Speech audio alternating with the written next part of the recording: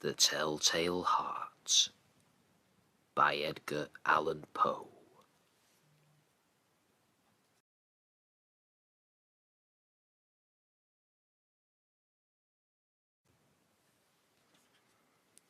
True, nervous, very, very dreadfully nervous I had been and am. But why will you say that I am mad? The disease had sharpened my senses, not destroyed, not dulled them. Above all was the sense of hearing acute. I heard all things in the heaven and in the earth. I heard many things in hell. How then am I mad? Hearken, and observe how healthily, how calmly I can tell you the whole story. It is impossible to say how first the idea entered my brain, but once conceived it haunted me day and night.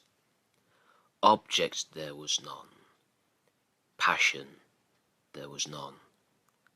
I loved the old man. He had never wronged me.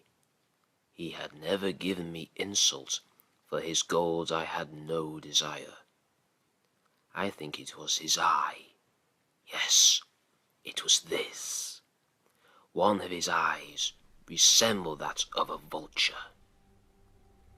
A pale blue eye with a film over it. Whenever it fell upon me, my blood ran cold, and so by degrees, very gradually, I made up my mind to take the life of the old man, and thus rid myself of the eye forever. Now this is the point. You fancy me mad. Madmen know nothing, but you should have seen me. You should have seen how wisely I proceeded, with what caution, with what foresight, with what dissimulation I went to work. I was never kinder to the old man than during the whole week before I killed him. And every night, about midnight, I turned the latch of his door and opened it. Oh, so gently. And then, when I had made an opening sufficient for my head, I put in a dark lantern, all closed, so that no light shone out. And then I thrust in my head.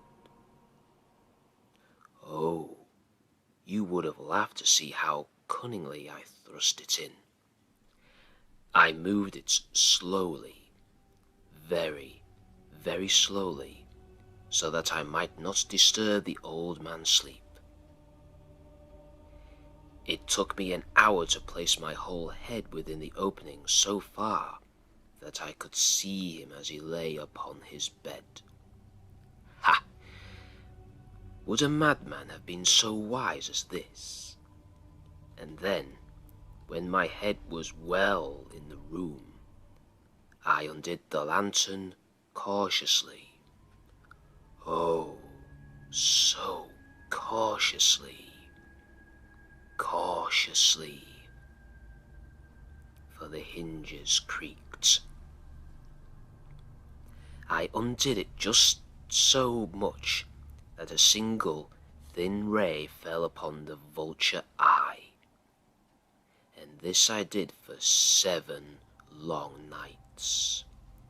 Every night, just at midnight. But I found the eye always closed, and so it was impossible to do the work. For it was not the old man who vexed me, but his evil eye. And every morning, when the day broke, I went boldly into the chamber and spoke courageously to him calling him by name in a hearty tone, and inquiring how he has passed the night. So you see, he would have been a very profound old man, indeed, to suspect that every night, just at 12, I looked in upon him while he slept. Upon the 8th night, I was more than usually cautious in opening the door. A watch's minute hand moves more quickly than did mine. Never before that night had I felt the extent of my own powers, of my sagacity. I could scarcely contain my feelings of triumph, to think that there I was, opening the door, little by little, and he not even to dream of my secret deeds or thoughts. I fairly chuckled at the idea, and perhaps he heard me, for he moved on the bed suddenly, as if startled. Now you may think that I drew back, but no.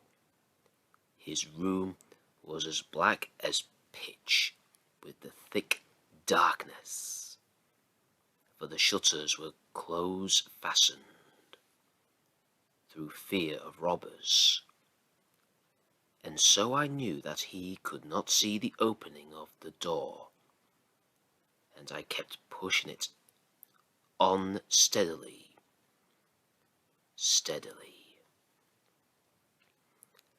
I had my head in, and was about to open the lantern, when my thumb slipped upon the tin fastening, and the old man sprang up in bed, crying out, "Who's there?" I kept quite still, and said nothing. For a whole hour I did not move a muscle, and in the meantime I did not hear him lie down.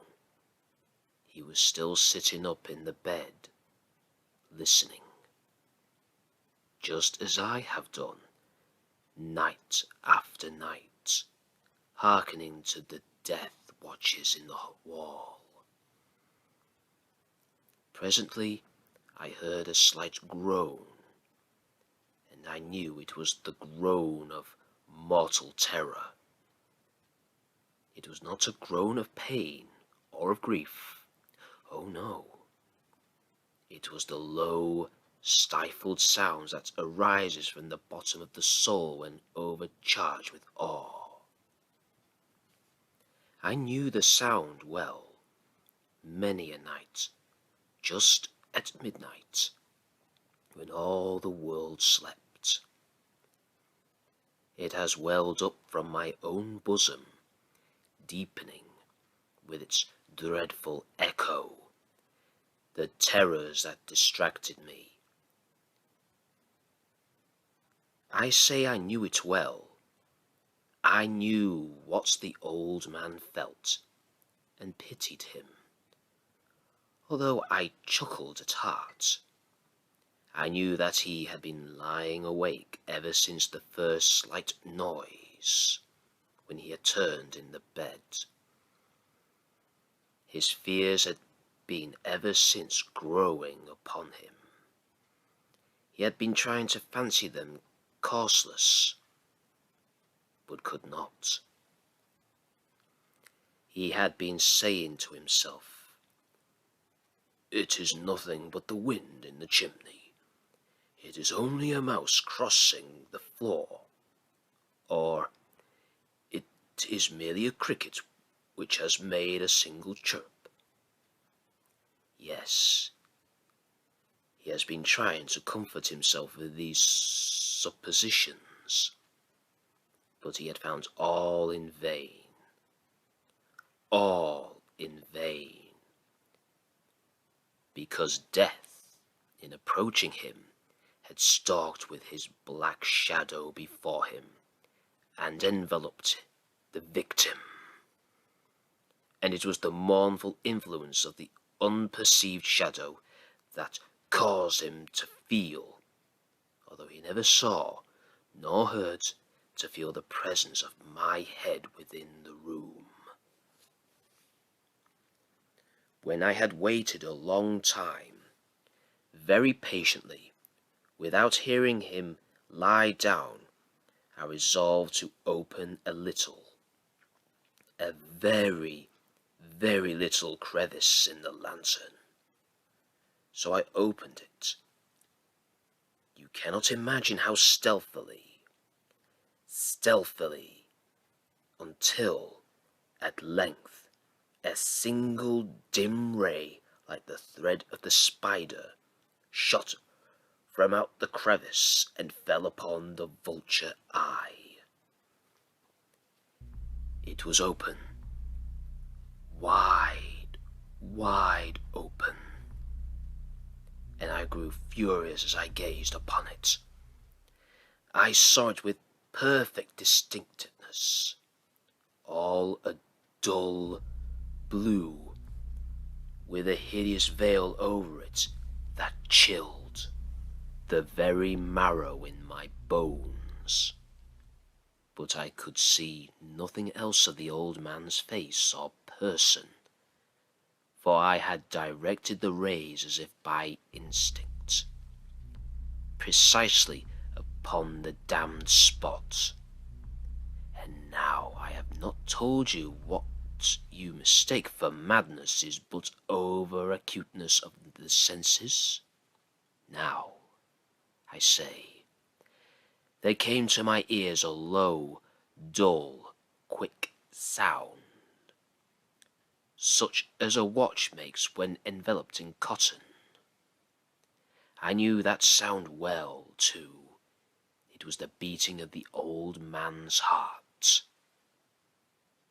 It increased my fury as the beating of a drum stimulates the soldier into courage. But even yet, I refrained and kept still. I scarcely breathed. I held the lantern motionless. I tried how steadily I could maintain the ray upon the eye. Meantime, the hellish tattoo of the heart increased. It grew quicker and quicker and louder every instant. The old man's terror must have been extreme. It grew louder, I say, louder every moment. Do you mark me well? I have told you that I am nervous. So I am. And now at the dead hour of the night, amid the dreadful silence of that old house, so strange a noise as this excited me to uncontrollable terror. Yet, for some minutes longer, I refrained and stood still. But the beating grew louder. I thought the heart must burst. And now a new anxiety seized me. The sound would be heard by a neighbour. The old man's hour had come. With a loud yell, I threw open the lantern and leaped into the room. He shrieked once only. In an instant, I dragged him to the floor and pulled the heavy bed over him. I then smiled gaily to find the deed so far done, but for many minutes the heart beat on with a muffled sound. This, however, did not vex me. It would not be heard through the wall. At length it ceased. The old man was dead. I removed the bed and examined the corpse. Yes, he He was stone dead. I placed my hand upon the heart and held it there many minutes. There was no pulsation. He was stone dead. His eye would trouble me no more. If still you think me mad, you will think so no longer when I describe the wise precautions I took for the concealment of the body. The night waned, and I worked hastily, but in silence. First of all, I dismembered the corpse. I cut off the head and the arms and the legs. I then took up 3 planks from the flooring of the chamber and deposited it all between the scantlings. I then replaced the board so cleverly, so cunningly, that no human eye, not even his, could have detected anything wrong. There was nothing to wash out, no stain of any kind, no blood spots whatever. I had been too wary for that. A tub had caught all. Ha! Ha! When I had made an end of these labours, it was 4 o'clock, still dark as midnight. As the bell sounded the hour, there came a knocking at the street door. I went down to open it with a light heart, for what had I now to fear? There entered 3 men who introduced themselves with perfect suavity as officers of the police. A shriek had been heard by a neighbour during the night. Suspicion of foul play had been aroused. Information had been lodged at the police office, and they, the officers, had been deputed to search the premises. I smiled, for what had I to fear? I bade the gentleman welcome. The shriek, I said, was my own inner dream. The old man I mentioned was absent in the country. I took my visitors all over the house. I bade them search well. I led them at length to his chamber. I showed them his treasures, secure, undisturbed. In the enthusiasm of my confidence, I brought chairs into the room, and desired them here to rest from their fatigues, while I myself, in the wild audacity of my perfect triumph, placed my own seat upon the very spot beneath which reposed the corpse of the victim. The officers were satisfied. My manner had convinced them. I was singularly at ease. They sat, and while I answered cheerily, they chatted of familiar things, but ere long I felt myself getting pale and wished them gone. My head ached, and I fancied a ringing in my ears. But still they sat, and still chatted. The ringing became more distinct. It continued, and became more distinct.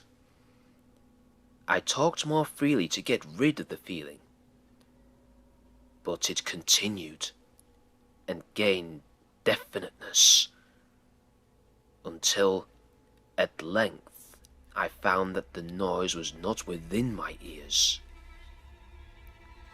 No doubt I now grew very pale, but I talked more fluently, and with a heightened voice, yet the sound increased.